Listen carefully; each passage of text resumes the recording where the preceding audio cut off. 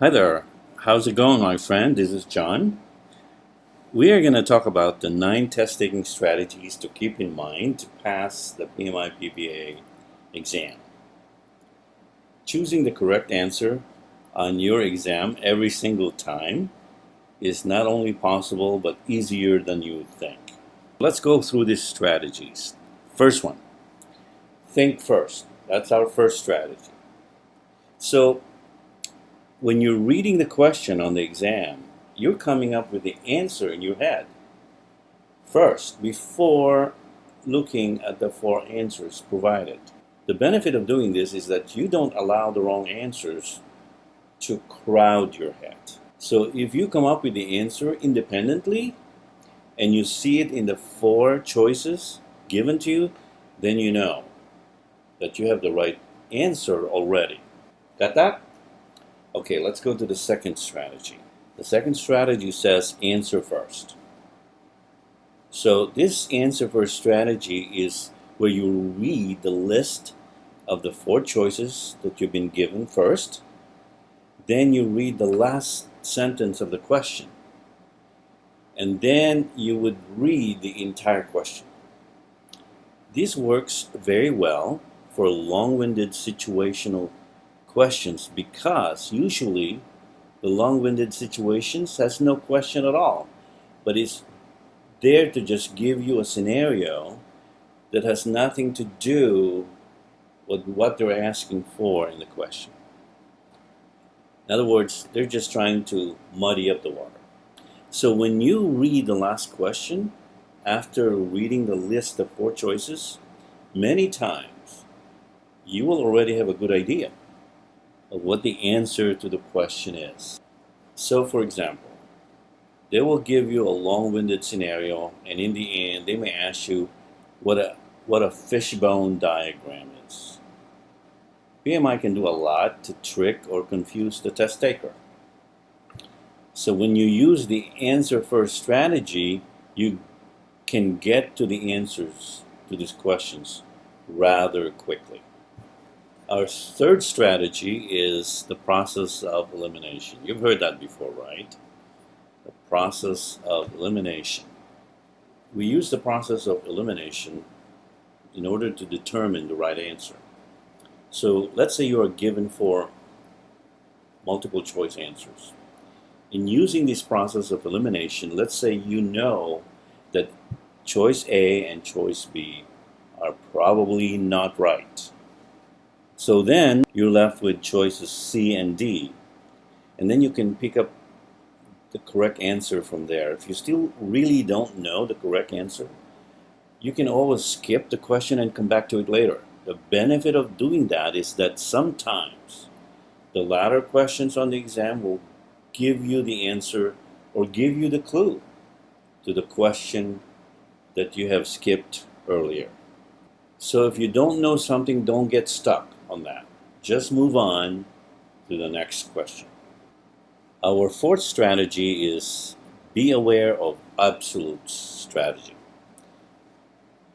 You've heard of the absolutes, right? And PMI uses just the typical ones in the exam. Always, never, none, all, every time, etc. Because think about it, and you know, real life situations. Let's say you are writing the performance evaluation on a project. This is part of the BA job. So you ask yourself, when are things done all the time a certain way, right? And when are they done? And so this is one of those absolutes that you have to be careful about. The 5th strategy is to be aware of unfamiliar terminologies. Sometimes on some of these questions, you'll see terms that were not covered in the exam content outline or never mentioned once in our course. So what PMI is trying to do is to throw in an unfamiliar term just to confuse you. But if you've never seen the term before, well, chances are that it's probably not the right answer. Our 6th strategy is the calculate first strategy. There are very few calculations or formula-based questions in the PMI-PBA exam, but if any shows up, they will probably be around payback period or ROI, NPVs, IRR calculations. These formulas were amply covered in the lectures, so be sure to review them before the exam. So if you are given a formula question, then what you want to do is list out all the variables that you're given. Then you plug in these variables into your formula, and then you will get the answer to this calculated question. And once you calculate out what the answer should be, then you plug in these variables into your formula, and then you will get the answer to this calculation question. And once you calculate out what the answer should be, then you look at the choices that you're given, and then you want to make sure that one of the four answers given matches with the answer that you calculated.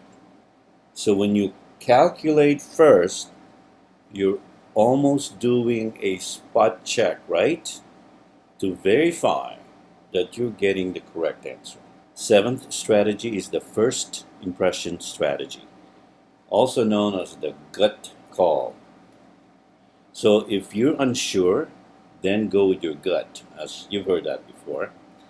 Go with your first impression, because chances are you are probably right. Our eighth strategy is answer all questions. Don't leave any question on your PMI-PBA exam unanswered. Let me repeat that again. It is not a good idea to leave any question on the exam unanswered. This eighth strategy is to guess, because there's no penalty for guessing. You guess, you are at least giving yourself 25% chance that you're getting the correct answer. Our ninth and last strategy is to create a cheat sheet for yourself. This is also referred to as brain dump. Before your exam starts, you'll be given a blank sheet of legal size paper that you can use to write whatever you want. One thing you could do is use the first 5 to 10 minutes of your exam to create a, quote, cheat sheet for yourself, or do a brain dump. So for example, you can write out the 5 domains based on the exam content outline, the tools and techniques typically used in each domain, write out some of the tasks in each of the domains. You can also write out some common formulas like payback, typically used in justifying the most valuable option in business case. Recommendation. Note, and this is very important, practice writing out your cheat sheet or brain dump 2 or 3 days before the exam. This way you are not wasting time trying to recall what to write on your cheat sheet.